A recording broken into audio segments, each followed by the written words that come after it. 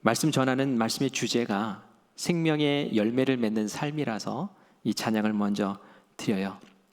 우리 수요 성경 공부할 때에 회개를 주제로 성경 공부를 5주간 했죠. 그 큰 제목이 회개의 기쁨이었어요. 회개하고 기쁨이라는 단어는 잘 어울리지 않죠. 회개하면은 슬프고 또 가슴을 쳐야 되고 눈물 흘려야 되고, 그죠? 통곡해야 되고, 잘 안 어울리는 단어 같아요. 그런데 우리가 5주간 회개에 대해서 공부하면서 아하, 이래서 회개라는 것이 기쁨이구나 라는 것을 깨달으신 줄 믿습니다. 저게 무슨 얘기야? 하시는 분은 홈페이지 들어가셔서 꼭 보시기를 바라요. 왜 회개가 기쁨입니까? 하나님과 우리 사이에 화목이 있어야 되는데 죄라는 것 때문에 화목을 이루지 못했지요. 이 죄의 문제를 해결하기 위해서는 내가 죄인입니다 라는 것을 인정하고 자백하고, 하나님, 제가 이런 죄를 지었는데 용서해 주세요 라고 고백하고, 그러면 하나님께서 예수님의 그 보혈로, 십자가 그 은혜로 우리를 다시 용서해 주시고 의인 삼아 주셔서 이 죄가 해결됐기 때문에 하나님과 우리 사이가 다시 화목되어지는 놀라운 은혜가 이루어지는 줄 믿습니다. 그런데 바로 이 죄의 뉘우침, 죄를 돌이키는 그것을 우리가 회개라고 하거든요. 그래서 이 회개는 하나님께 나아가는, 하나님과 하나 되는 통로와 같은 거예요. 이거 없이는 하나님과 함께 할 수가 없습니다. 그렇기 때문에 이 회개가 기쁨인 거예요. 내가 하나님과 함께 할 수 있는 영광의 통로이기 때문에. 그뿐만이 아니죠. 이 회개는 나를 습관적으로 죄짓게 만드는 것을 이기게 하는 힘이라고 했어요. 정말 궁금하죠. 이게 왜 힘이 되는지. 홈페이지 들어가셔서 꼭 보시기를 바라요. 여러분 꼭 보시기를 바랍니다. 지금 이 시간에는 제가 시간이 짧아서 할 수가 없어요. 그런데 제가 회개에 대해서 5주 동안 여러분들과 함께 나누다가 좀 아쉬운 게 느껴졌어요. 뭐냐면 이 회개에 대해서 이야기하다 보니까 우리의 마음에 또 우리의 영적인 부분만을 이렇게 많이 이야기를 하더라고요. 그래서 좀 아쉽다, 이게 좀 아쉽네, 그런 마음을 가졌는데, 새벽에 누가복음 말씀을 가지고 우리가 계속 묵상을 하고 있는데 거기에서 회개는 삶으로까지 이어져야지 온전하다라는 그 말씀을 접하면서 오늘 주일에 꼭 이 말씀을 전해야겠다 생각하고 한 주간 준비를 했습니다. 무슨 말씀일까요? 오늘 우리가 읽은 본문 말씀 보니까 세례 요한에게 많은 사람들이 찾아와서 세례 받겠다고 몰려듭니다. 왜 세례를 받습니까? 이 세례는 다른 것이 아니에요. 나의 죄사함, 회개의 공개적인 표현이에요. 그죠?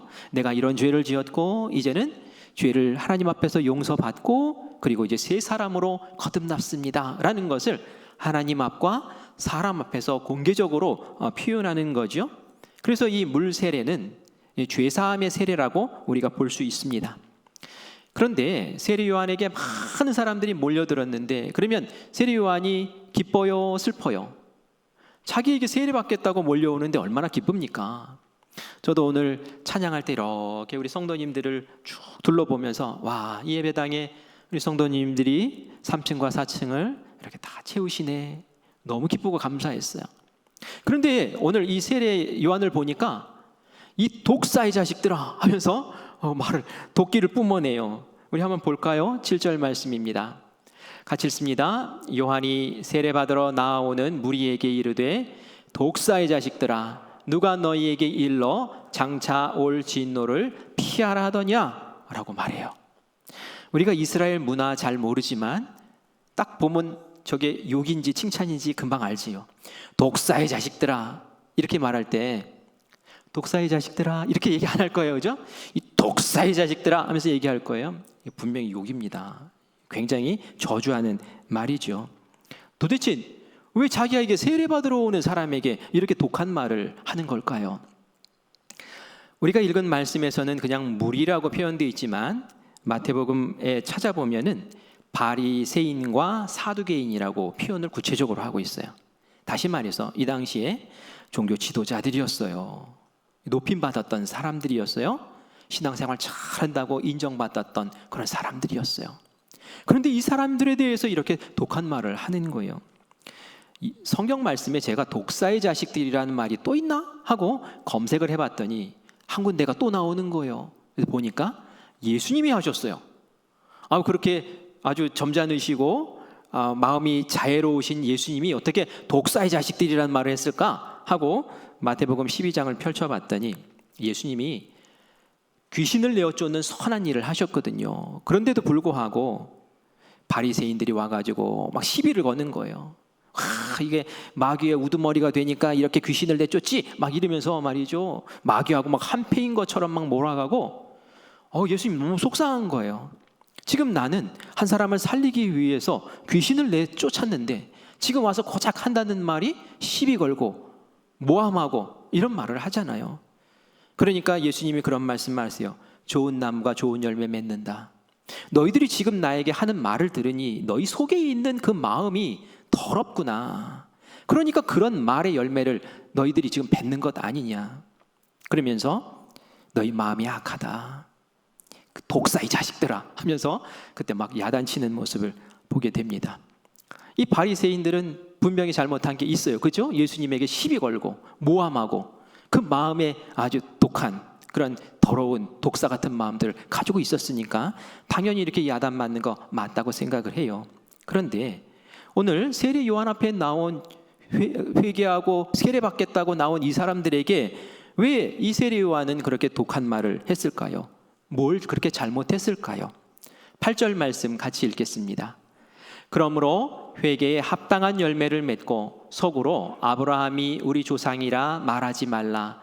내가 너희에게 이르노니 하나님이 능히 이 돌들로도 아브라함의 자손이 되게 하시리라. 아멘. 무슨 말씀입니까? 요한이 지금 지적하는 거예요.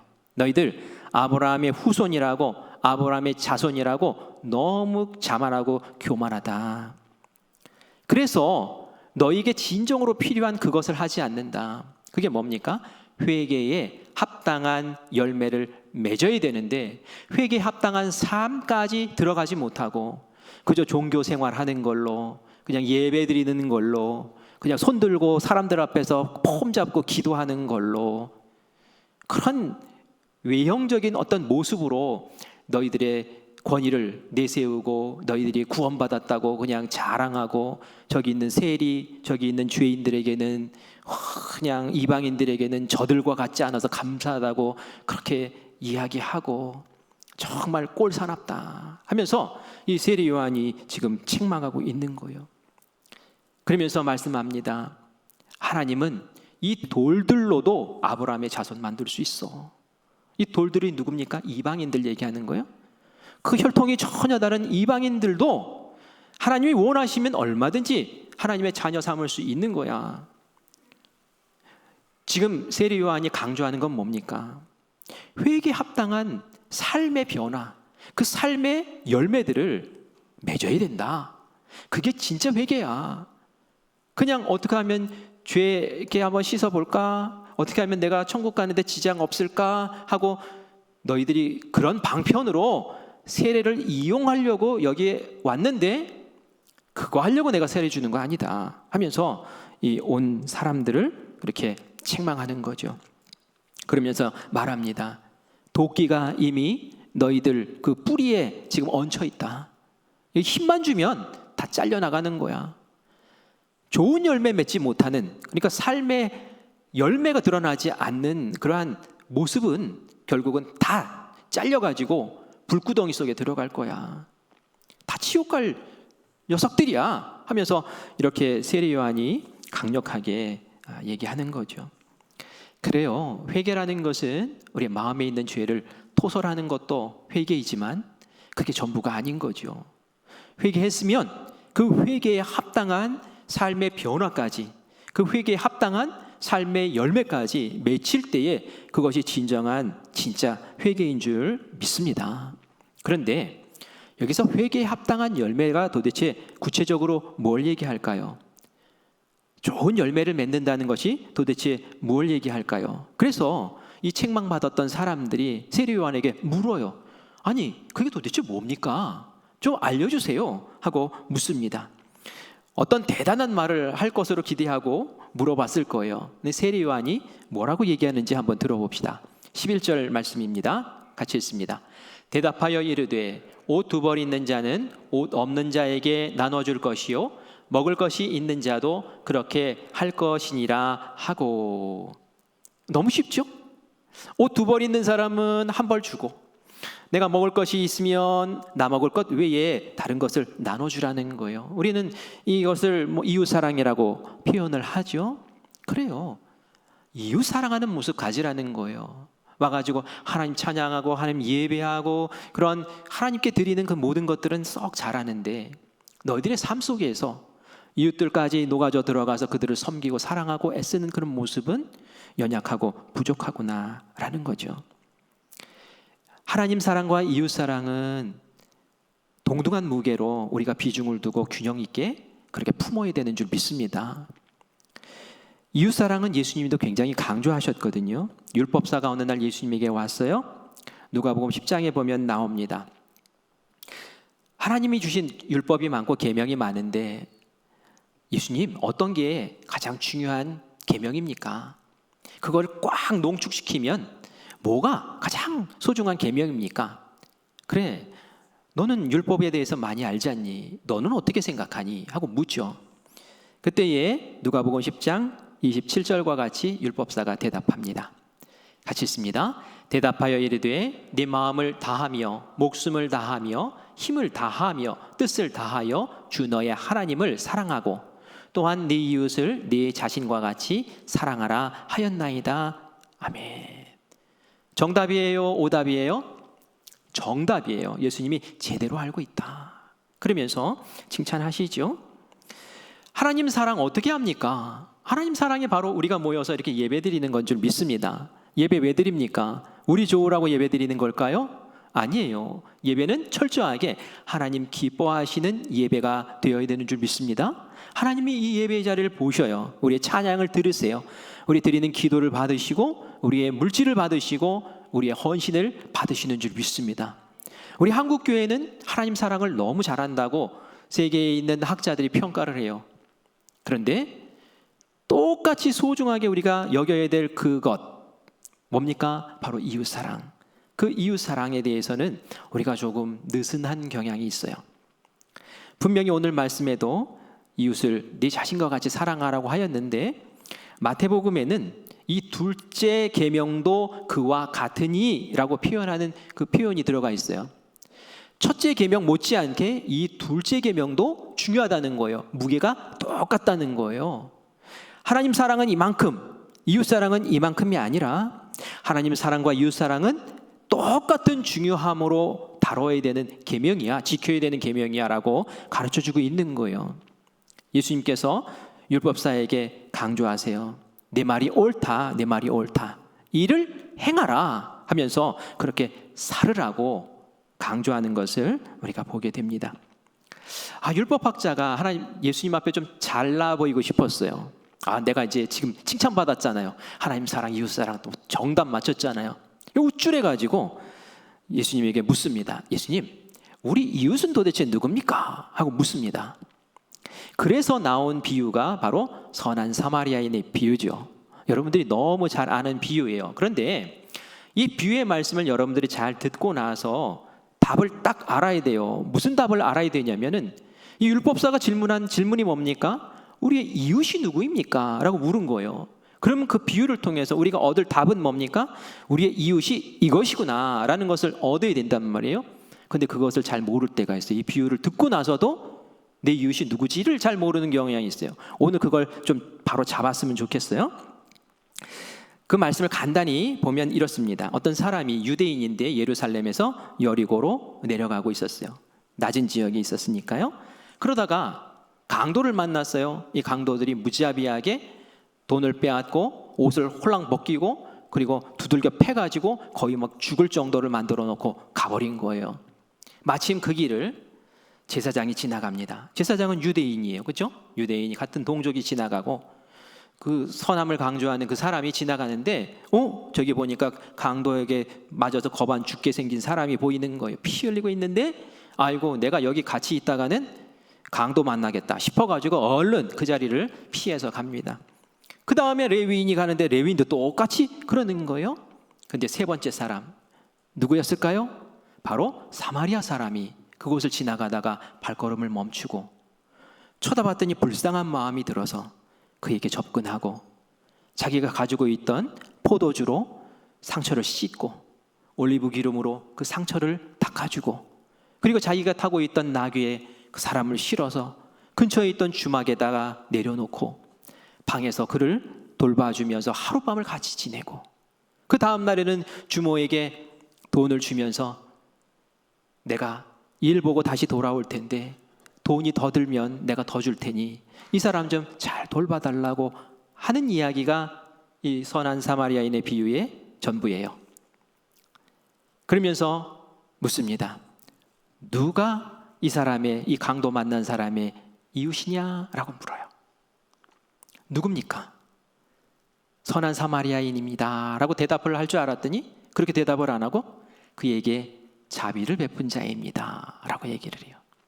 그에게 사랑을 베푼 사람, 그 사람이 이웃입니다. 그게 바로 이 비유에서 하고 싶은 말씀이에요. 선한 이웃이 되는 것. 우리의 이웃이 누구입니까? 우리의 이웃은 우리가 불쌍히 여기고 사랑을 베풀어야 할 그 사람이 이웃인 거예요. 우리 옆집에 산다고 이웃이 아니에요. 그죠? 나랑 친하게 지낸다고 이웃이 아니에요. 우리 교회에 함께 지낸다고 이웃이 아니라 여기서 이웃 사랑할 때의 그 이웃은 강도 만난 사람, 우리의 사랑이 필요한 사람, 우리의 어루만짐이 필요한 사람, 그 사람이 진정 우리의 이웃인 줄 믿습니다. 그리고 그 사람에게 사랑을 베풀면 그 사랑 베푼 사람이 그 사람의 진정한 이웃이 되는 줄 믿습니다. 그렇게 이웃의 개념을 갖게 되면 우리 사랑해야 될 이웃은 너무너무 많아지고 이 세계 전체를 우리가 끌어안고 하나님께 이웃 사랑하게 해달라고 기도해야 될 줄 믿습니다. 그 사랑을 하라는 거예요. 그런 회개의 열매를 맺으라고 지금 이 세례 요한도 말씀하고 있는 거죠. 여러분, 나는 하나님의 사랑 어떻습니까? 뜨겁습니까? 그러면 이웃의 사랑은 어떻습니까? 이웃을 향한 사랑도 뜨겁습니까? 그렇게 돼야 될 줄 믿습니다. 그런 신앙이 균형이 잡힌 신앙이고 그런 교회가 건강한 교회라는 거죠. 회개에 합당한 열매, 생명을 살리는 열매를 맺는 삶, 그것은 다른 것이 아니고 결국 이웃을 잘 아끼고 사랑하는 그러한 삶이다라는 것을 다시 확인하게 되죠. 지난해 연말에 제가 교회 재정 결산을 보고를 받았어요. 이런 표현 쓰는 게 맞는 표현은 아니에요. 하지만 제가 보면서 흑자구나. 수입보다 지출이 적네. 그래서 덕분에 대출금을 많이 갚을 수 있었고 또 이자의 부담도 이렇게 덜 수가 있었어요. 감사하지요. 그런데 감사합니다라고만 할 수가 없었어요. 왜 그럴까요? 교회 재정에 흑자가 났는데 이거 당연히 감사해야 될 일 아닙니까? 그런데 감사할 수 없었어요. 왜냐하면 달리 생각하면은 우리 교회가 역할을 제대로 감당하지 못하고 있구나라는 그러한 뜻이기도 하기 때문에 그래요. 그런데 이런 현상이 우리 교회만 있는 게 아니에요. 제가 주변에 있는 큰 교회들에 전화를 해보고 이렇게 사정과 형편을 들어보면 교회 성도 숫자가 한 30%가 줄어들고 교회 재정도 한 30-40%씩 그렇게 줄어들었대요. 교인들이 코로나 때문에 예배 출석을 안 하는 거예요. 1년 동안 한 번도 나오지 않는 성도들이 그렇게 많아졌대요. 또 특별히 젊은 층에서. 교회 재정도 많이 줄었어요. 그래서 재정이 많이 힘들겠군요. 그랬더니 재정은 힘들지 않대요. 왜 힘들지 않을까요? 사역을 안 하니까. 그냥 아무것도 안 하니까. 오히려 재정이 남아요. 근데 그게 자랑일까요? 그건 자랑이 아니라 아픔인 거예요. 교회는 사회 기업과 다릅니다. 교회는 이익을 실현하기 위한 단체가 아니죠. 하나님의 뜻을 이 땅에 실현시키고 하나님의 나라를 건설하는 것이 우리 신앙 공동체의 목적이고 존재 이유입니다. 그렇기 때문에 이 일을 위해서 우리 성도들이 헌금한 귀한 물질들을 정말 남김없이 그 목적에 맞게 아름답게 사용하는 것이 건강한 교회고, 교회가 제 역할을 잘 감당하는 거죠. 그래서 제가 참 많이 반성했어요. 하나님, 코로나 상황 변명거리로 삼고 해야 할 역할들을 제대로 못해서 죄송합니다. 제가 부임한 지가 얼마 안 돼서 그냥 적응하느라고 바빠서 그렇게 정신없이 보냈습니다. 거리두기가 강화되고 교인들끼리 모여서 뭔가 사역할 수 없는 형편이고 여건이라서 하나님, 그렇게 평상시처럼 사역을 펼칠 수 없어서 이렇게 재정이 남았습니다. 그런데 하나님이 다른 마음을 주세요. 야, 코로나이기 때문에 우리가 사역 펼칠 수 없고 활동할 수 없었지만 전혀 반대로 생각하면은 또 달리 생각할 수 있지 않니? 코로나이기 때문에 많은 사람들이 피눈물 흘리고 많은 사람들이 도움을 구하고 많은 사람들이 어려워하는데 거기에 사랑 베풀고 나눴어야 되는 것 아니니? 하면서 저 마음에 이렇게 두드리시는 거예요. 얼마나 죄송한지. 맞아요, 하나님, 그 말이 맞습니다. 그래서 제가 지난해 대강절 때에 욥의 설교를 했죠.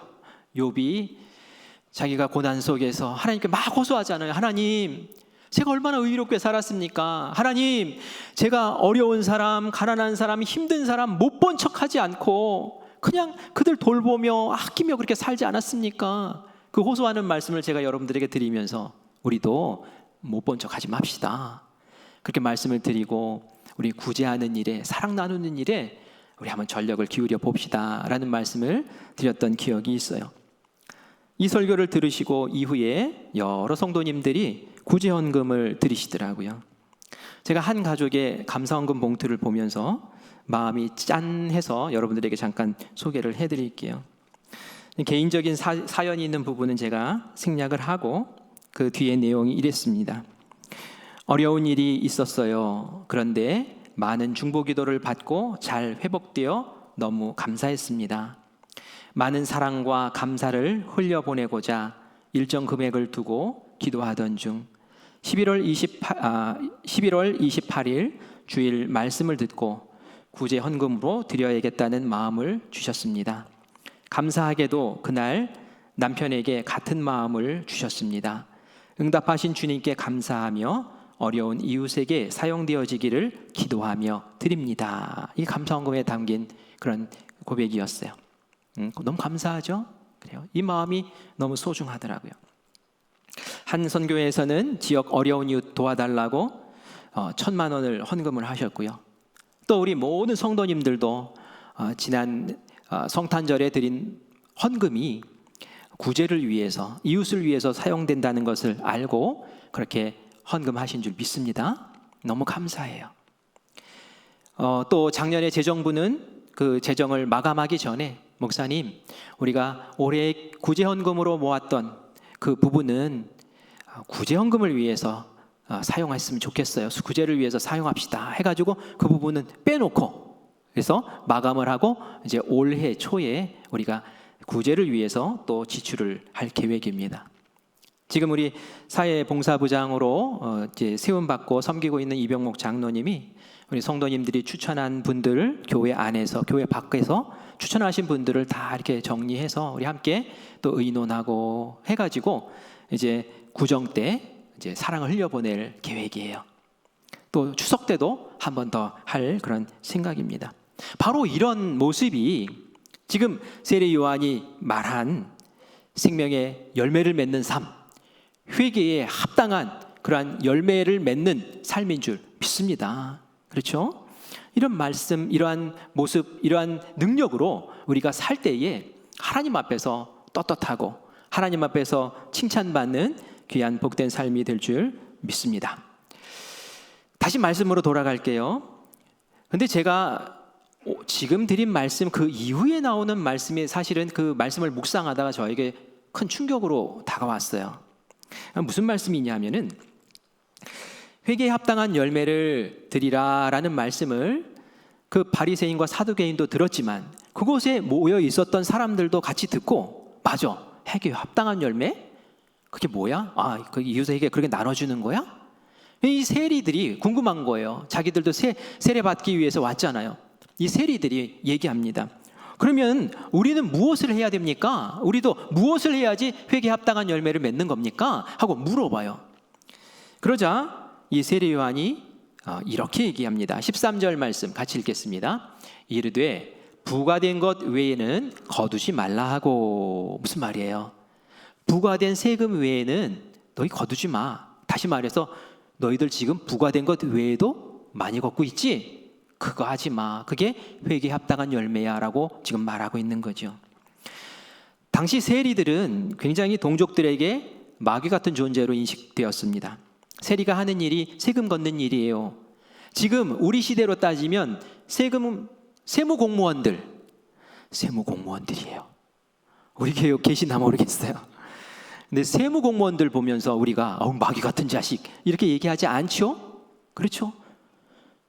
그런데 이 당시에는 세리 하면은 마귀 같은 자식들이었어요. 왜 그럴까요? 당시는 로마가 세계를 지배하고 있었던 때였고 이스라엘도 로마가 지배하고 있는데 그 지배하고 있는 이스라엘의 어떤 통치자가 있을 거 아니에요? 이 통치자가 로마에 바치는 그 세금을 걷는 일을 자기가 그 권리를 얻기 위해서 로마 정부에 있는 관료들과 이렇게 연락을 해가지고 돈도 먹이고 그러면서 로비를 해가지고 그 권리를 따내는 거예요. 그러면 권리를 얻게 되면 이제 자기가 통치하는 그 지역에서 세리들을 고용해가지고 세금을 걷어라라고 이제 일을 시키죠. 그런데 로마에 바칠 세금이 요만큼인데 돈 썼잖아요. 그거 따내려고. 그러니까 그거까지 붙이고 그리고 자기도 남는 게 있어야 될 거 아니에요. 또 붙이고 그래가지고 원래 세금 액수보다 훨씬 많은 액수를 징수하게 하는 거예요.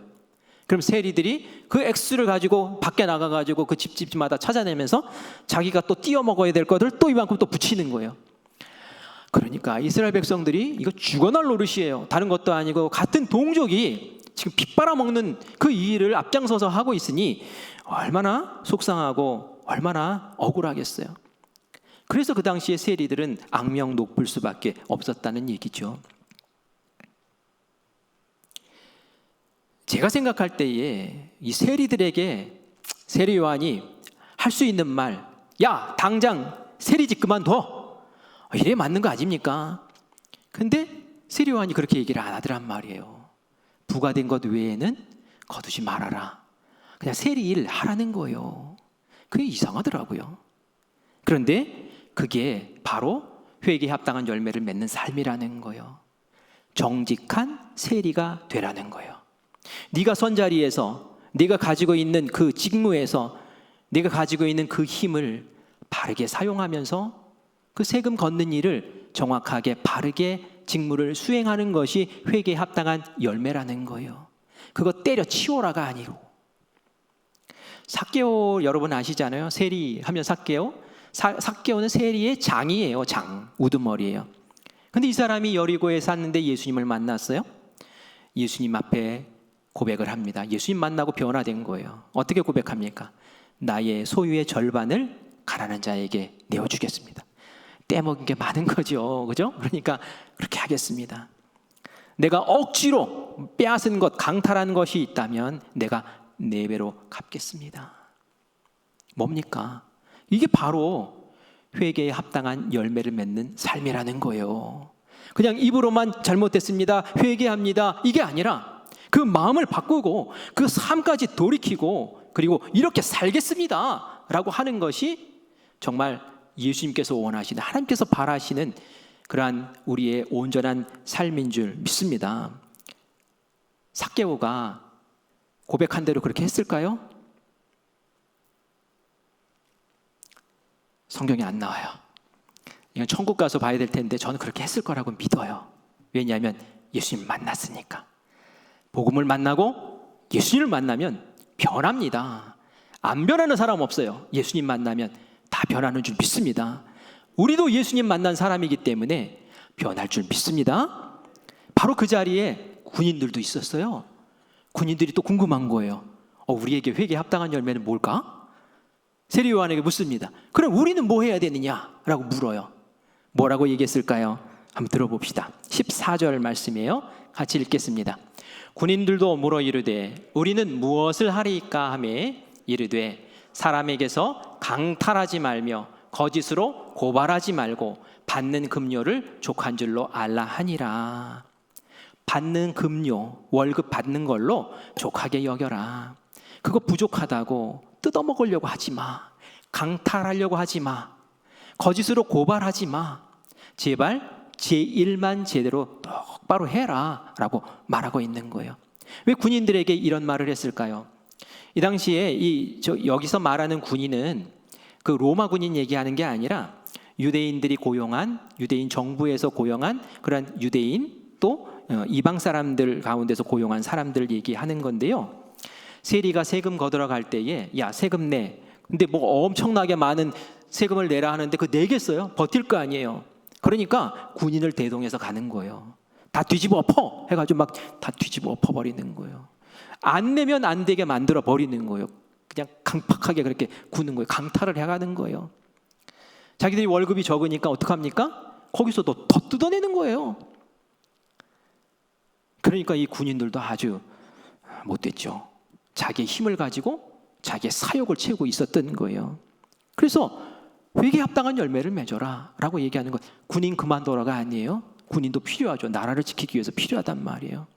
군인으로서의 그 역할, 군인이면 군인답게 그 역할 잘 감당하는 것이 회개에 합당한 열매다라는 얘기를 하는 거예요. 우리가 이웃사랑 하면은 그 이웃사랑이 뭐 그냥 어려운 사람 찾아가서 막 베풀고 나누고 돌보고 싸매고 그런 것만 이웃사랑이 아니라는 거예요. 회개에 합당한 열매는 내가 선자리에서 내가 맡겨진 그 일을 공평하게 정직하게 사랑으로 덕을 세우고 선을 베풀면서 그렇게 잘 감당해내는 거예요. 나에게 특별히 더 힘이 주어졌을 때, 이 군인들 힘 있잖아요. 이 세리들 힘 있잖아요. 정부에서 세금 걷는 권리를 받았으니까 이 힘 있을 때 더 조심해야 되는 거예요. 그 힘을 남용하지 않고 그 힘을 돌보고 섬기고 바르게 세워나가는데 그렇게 사용해야 된다라는 그런 말씀을 우리에게 주는 거죠. 저는 이 말씀을 읽으면서 신선하게 이게 충격을 받았어요. 맞아, 그렇구나. 회개에 합당한 삶이라는 것이, 생명을 살리는 그런 열매 맺는 삶이라는 것이 다른 게 아니구나. 우리가 선자리에서, 우리의 삶의 자리에서 나의 역할을 제대로 감당하면 그 자리가 천국되고 그 자리가 살아나고 그 자리에서 생명이 움트고 그 자리가 평강의 자리가 되는구나 라는 것을 다시 한번 깨닫게 됩니다. 여러분 어떻습니까? 여러분의 삶의 자리를 한번 들여다보세요. 여러분 가정에서 어떻습니까? 거기 회개에 합당한 열매를 여러분 맺으면서 사십니까? 내가 가정의 부모예요. 내 자녀가 부모님을 보면서 나는 우리 아빠 같은 사람이랑 결혼하고 싶어. 나는 우리 엄마 같은 사람 만났으면 참 좋겠어. 나는 우리 아빠 같은 신앙 배우고 싶어. 나는 우리 엄마처럼 그렇게 살았으면 참 좋겠어. 이런 말씀 들으십니까? 그러면 잘 사시는 거예요. 그 역할 잘 감당하시는 거예요. 여기 자녀들이 그거 보세요 엄마 이럴까 봐 제가 말합니다. 여기 계신 자녀들 어떻습니까? 부모님이 여러분들을 보시면 야 정말 어떻게 이런 자녀를 나에게 하나님 주셨나, 너무 감사하다. 참 너희들 때문에 내가 행복하다. 정말 너희들 때문에 살만 난다. 이런 자녀들이십니까? 생각해 보시기 바래요. 내 삶의 자리에서 내가 어떤 존재인지, 다른 사람에게 불편한 존재인지, 아니면 사랑, 존경, 같이 있고 싶어하는 존재인지 생각해 보셔야 돼요. 만약에 그런 것에 내 마음이 편치 않다면 하나님, 제가 회개합니다. 하나님, 제 삶에서도 그 변화의 역사가 일어나게 하시고 회개의 열매가 맺히게 하여 주시고 그것을 통해서 생명이 살아나는 그런 역사가 일어나게 하여 주시옵소서라고 기도하고 그렇게 살아야 될 줄 믿습니다. 지금 세례 요한이 얘기하고 있는 게 그거예요. 이웃 사랑해라 뿐만이 아니라 그것과 함께 나의 삶의 자리에서 나의 맡기신 귀한 역할들을 제대로 감당해라 라는 그런 주문을 우리에게 하고 있는 것이죠. 여러분의 직장에서 여러분은 어떤 상사입니까? 여러분은 어떤 부하 직원입니까? 한번 돌이켜 보세요. 우리가 같이 섬기는 이 교회에서 나는 어떤 사람입니까? 깊이 묵상해 보시고 그 안에서 나의 회개의 삶의 열매들이 맺혀지는 그러한 새해가 되기를 간절히 축원합니다. 제가 최근에 세계 선교사 협의회 회장이신 이천희 목사님과 통화를 할 시간이 있었어요. 신년 인사를 나누면서 전화를 했는데, 이 세계 선교 협의회 세선협이라고 줄여서 얘기하는데, 여기는 어떤 단체냐면 우리 감리교단에 속해 있는 모든 선교사님들이 가입해 있는 그런 큰 선교 단체예요. 그래서 궁금해서 물어봤어요. 우리 국내에 지금 머물러 계시는 선교사님들이 몇 분이나 되십니까? 하고 물어봤어요. 코로나 때문에 막 오신 분들이 너무 많잖아요. 감리교단이 세계에 파송한 선교사님들이 꽤 많아요. 80개국에 1340명의 선교사님들이 선교 사역을 하셨어요. 그런데 이분 가운데서 지금 들어와서 못 나가고 계시는 분이 190가정이나 돼요. 190가정. 엄청나게 많죠. 들어왔다가 나가려고 했더니 코로나 때문에 입국 금지가 된 거예요. 그래서 가지를 못하고 2년 동안 이곳에서, 한국에서 머물러 계시는데, 이분들이 지금 어디 사실까요? 물론 선교사님들 위한 숙소가 마련되어 있긴 해요. 그런데 아주 일부, 아주 적게 몇 명만 그것을 이용하고, 다른 분들은 다 부모님에 얹혀 살고 형제에게 얹혀 살고 그러고 살아가고 있어요. 현장에 직접 뛰어다니셨던 그 분들이, 목숨 걸고 쫓아다니셨던 분들이 지금 인터넷으로 그냥 이렇게 교인들과 소식 전하면서 그렇게 지내고 있으니 얼마나 답답하고 얼마나 속상하겠어요. 우리도 알잖아요. 우리 친한 부모 형제라도 그곳에 가서 한 2, 3일만 있으면 눈치 보여서 못 살잖아요. 근데 그 기간이 2년이나 된 거예요. 그래서 이 선교사님들이 지금 위기 상태예요. 후원금도 막 다 끊겨버리고. 그래서 얼마 전에 감리교회 총회에서 결의를 했는데, 세계 선교 기금을 우리가 마련합시다. 이 선교사님들의 위기 상황을 대처하고, 그리고 이들의 복지를 위해서 우리 교회가 힘을 모읍시다 했어요. 처음에는 그걸 제안할 때 이게 될까? 반대하면 어떡하지? 교회들이 다 어렵대는데, 그런 마음으로 그것을 제안을 했는데, 그 총회에서 아무도, 한 사람도 반대하지 않고 그렇게 합시다, 만장일치로 통과가 됐어요. 그래서 온 우리 감리교회가 2년 동안 거기에 대한 부담을 이제 하게 했어요. 40억 원의 기금을 조성해서 이제 선교사님들을 섬겨요. 그 이야기를 들으면서 제 마음에 그런 생각이 딱 드는 거예요. 야, 우리 교회가 그런 선교사님들의 마음을 좀 위로해주고 좀 돌볼 수 있는 무슨 방법은 없을까? 그런데 정보를 이제 주는데, 주위에서 정보를 주는데, 우리 필그림 수양관이 공실이래요. 공실. 사실은 뭐 단체로 이렇게 수련회 오기로 했던 팀도 있었는데 다 취소해버리고, 이 코로나 때문에 취소해버리고 지금 공실이에요. 그런데 거기 겨울이니까 얼지 말라고 보일러는 계속 돌리고 있는 상태예요. 너무 아깝잖아요. 그냥 겨울에 아무도 없는데 그냥 보일러는 계속 돌아가고. 그래서 야, 이거 이용을 하면은 얼마나 좋을까? 우리 선교사님들이 그냥 얼마나 답답하고 얼마나 마음이 우울하고 낙심될까? 돈도 없고 우리 필그림 수양관에 와서 2박 3일 묵었다가 가실 수 있다면 바람도 쐬고 마음도 편해지고, 우리는 또 선교사님들을 섬길 수 있고, 우리 얼마나 좋은가? 그런 마음이 드는 거예요. 그래서 우리 수양관의 취지를 살펴봤어요. 우리 수양관 취지가 뭡니까? 우리 수양관 왜 만들었어요? 본래 취지는 우리 해외 선교사님들에게 안식처를 제공하고, 또 은퇴하신 목사님들에게 쉼의 자리를 제공하고, 그게 아주 선명하게 나와 있어요. 그런데 그분들에게 돈 받아요, 안 받아요? 받아요. 우리 받습니다. 4만 원, 5만 원 해서 돈 받아요. 무슨 명목으로 받습니까? 관리비, 청소비, 이런 명목으로 받아요. 제가 그런 생각이 들었어요. 우리 원래의 취지가 뭐냐? 이 본연의 자세가 뭐냐? 본연의 역할이 뭐냐? 그것은 우리가 마음 모아서 수양관 세울 때에 선교사님들 섬기려고 세웠는데, 지금 그거 안 하고 있으면 이게 회개에 합당한 열매입니까? 생명을 살리는 모습입니까? 그건 아니잖아요. 그래서 제가 우리 박범선 장로님이 이렇게 선교부 부장을 맡으셨거든요. 숙제를 드렸어요. 우리 2월과 3월 이 2달 동안 선교사님들, 한국에 머물러 계신 선교사님들 오셔서 쉬었다 가실 수 있는 프로그램을 한번 개발을 해보시라고, 무료 숙박, 또 식사도 무료 제공, 이렇게 해가지고 한번 디자인 좀 해보시라고. 우리 겨울철에 필그림 수양관 놀게 하면 안 되잖아요. 그렇게 주문을 했어요. 그랬더니 보고를 하시는데 2박 3일씩 이렇게 하면 일주일에 10가정을 이렇게 모셔서 우리가 묵게 하고 그렇게 할 수 있을 것 같습니다. 경비는 한 1,000만 원 정도 들 것 같습니다. 그리고 이렇게 협력해 주실 분들이 계십니다 라고 저에게 보고를 해주셨어요. 가능하겠죠? 아멘. 좋죠? 아멘. 너무 감사해요. 그래서 오늘 기획위원회 열어서 그곳에서 보고하고 그리고 박수로 우리가 통과하고 하려고 하는데, 우리가 언제 선교사님들을 그렇게 많이 섬길 수 있겠습니까? 기회예요. 코로나가 준 기회인 줄 믿습니다. 제가 지난 주일에 그런 말씀 드렸죠. 우리 믿음의 생각을 가집시다.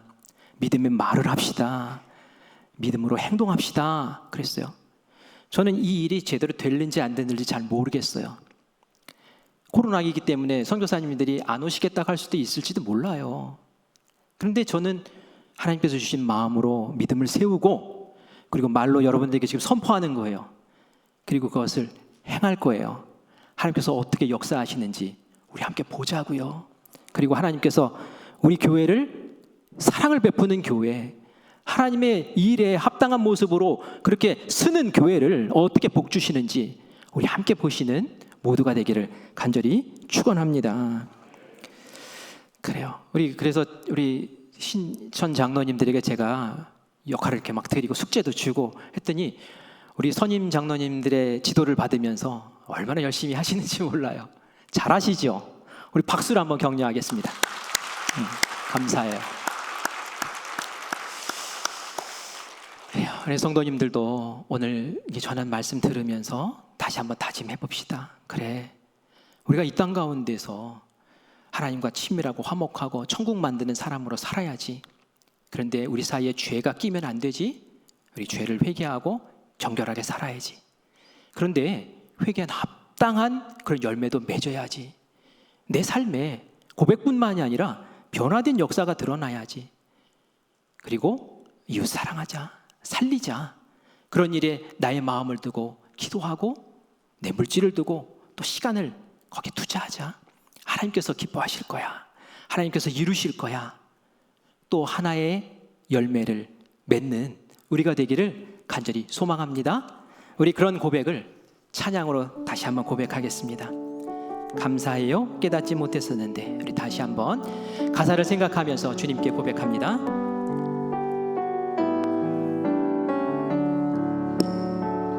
감사해요.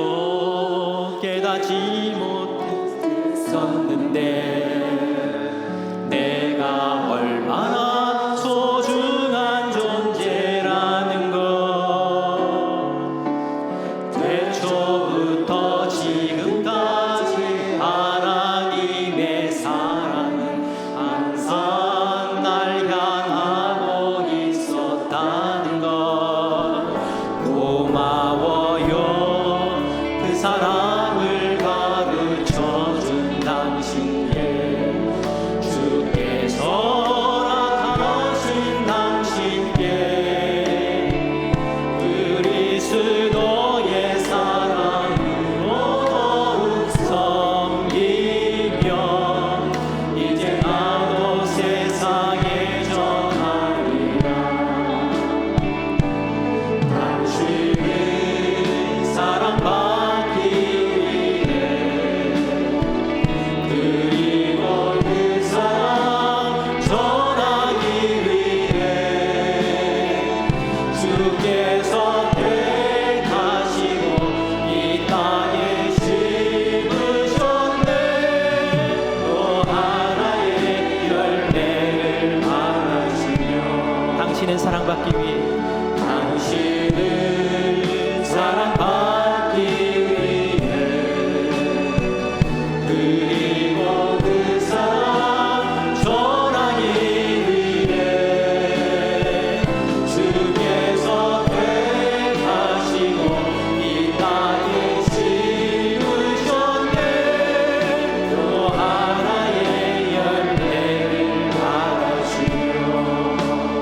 우리 함께 기도합시다. 하나님, 주님께서는 우리를 이 땅에 보내시고 우리를 사랑하시고 하나님의 사랑하는 백성으로 삼으신 줄 믿습니다. 주님의 다 자녀되게 하신 것이 우리에게 주신 최대의 복인 줄 믿습니다. 그런데 이제는 우리가 그 사랑을 이웃에게 나누기를 원하시는 줄 믿습니다. 생명을 살리는 귀한 삶의 열매들이 우리 가운데 있게 하여 주시옵소서. 또한 우리가 선 곳에서 우리에게 맡기신 본연의 그 자세, 위치를, 그 역할을 잘 감당하게 하여 주시옵소서. 내가 그것을 잘 감당할 때 그곳에서 생명이 살아나는 역사가 일어나는 줄 믿습니다. 특별히 힘 있는 권세를 가진 이들은 더 겸손하게 선과 덕을 세우는 일에 앞장서게 하여 주시고 그것으로 인해서 생명이 살아나고 천국이 일어나는 귀한 역사를 누리게 하여 주시옵소서. 우리 주님 한번 부르고 함께 합심해서 기도합니다. 주여, 아버지 하나님 은혜를 감사합니다. 우리를 큰빛교회의 자녀로 삼으시고 하나님의 교회를 통하여 하나님 역사하시는 귀한 은총에 귀한 길들을 함께 걷게 하시니 너무나 감사합니다. 하나님 생명의 열매를 맺는 귀한 교회가 되기를 원합니다. 회개에 합당한 열매를 맺는 우리들이 되기를 원합니다. 하나님 아버지, 우리의 발걸음을 주님께서 지키셔서 하나님 사랑하는 일에 우리의 마음이 뜨거울 뿐만이 아니라 하나님께서 기뻐하시는 일에 우리의 마음이 뜨거워질 수 있도록 주여 도우시기를 간절히 원합니다. 지난날 우리가 코로나를 핑계로 게으르고 나태함을 부렸습니다. 하나님, 이제는 다 떨쳐버리게 하여 주시옵소서. 우리 교회에 세우신 가정과 우리의 일터와 우리의 교회에서 겸손과 사랑으로 우리에게 맡기신 역할들을 잘 감당할 수 있도록 주여 도와주시옵소서. 그것이 회개의 열매를 맺는 삶인 줄 믿사오니 주님께서 인도하여 주시옵소서. 새해에 섬기라고 주신 직분들이 있습니다. 섬기라고 주신 자리들이 있습니다. 섬기라고 세우신 우리 큰빛교회 생명의 열매로 거둘 수 있도록 주님께서 도와주시고 하나님 나라를 건설하고 천국을 이루는 우리 모두 되게 하여 주시옵소서. 하나님 앞에 섰을 때에 착하고 충성된 종이라고 칭찬받는 우리 모두가 될 수 있도록 주님 역사하여 주시옵소서. 아멘. 주님 감사합니다. 우리가 처음 예수님을 믿을 때는 내가 좋아서 신앙생활 시작했습니다. 그런데 예수님이 날 어떻게 사랑하셨는지 깨닫게 되고 그리고 예수님이 나에게 거시는 소망이 무엇인지 알게 되면서 이제는 주님이 기뻐하시는 그 일을 하겠노라고 다짐하게 되었습니다. 하나님께서 기뻐하시는 일이 무엇인지 오늘 다시 들었습니다. 하나님께서 바라보시는 어려운 아픔 가운데 있는 이웃들을 외면하지 말게 하여 주시고 우리의 사랑으로 품을 수 있도록 주님 인도하여 주시옵소서. 또한 우리가 선자리에서 생명의 열매를 맺는 귀한 삶을 살기를 소원합니다. 내가 맡고 있는 그 자리, 그 역할들, 나에게 주어진 힘, 하나님의 은혜 가운데서 제대로 잘 겸손하게 사용할 수 있도록 주여 도와주시옵소서. 좋은 아버지 되게 하시고 좋은 어머니 되게 하시고 좋은 자녀 되게 하여 주시옵소서. 좋은 상사 되게 하시고 좋은 부하직원 되게 하여 주시고 그 안에서 사랑의 역사가 일어나게 하여 주시옵소서. 우리 교회의 직분자들을 주님께서 특별히 사랑하시고 기름 부으셔서 저들에게 맡기신 역할들 충성되게 잘 감당하게 하시되 하나님의 뜻 안에서 하나님이 주신 은혜로 잘 감당하는 우리 모두가 되게 하여 주시옵소서. 올해 주님께서 새해를 시작하며 귀한 섬김의 은혜를 허락하시니 감사합니다. 하나님께서 이루실 줄 믿습니다. 그 일을 통해 하나님 영광 받으실 줄 믿습니다. 눈물을 닦아주는 귀한 자리가 되게 하실 줄 믿습니다. 하나님, 우리 교회를 사용하여 주시옵소서. 예수님의 이름으로 간절히 기도합니다. 아멘.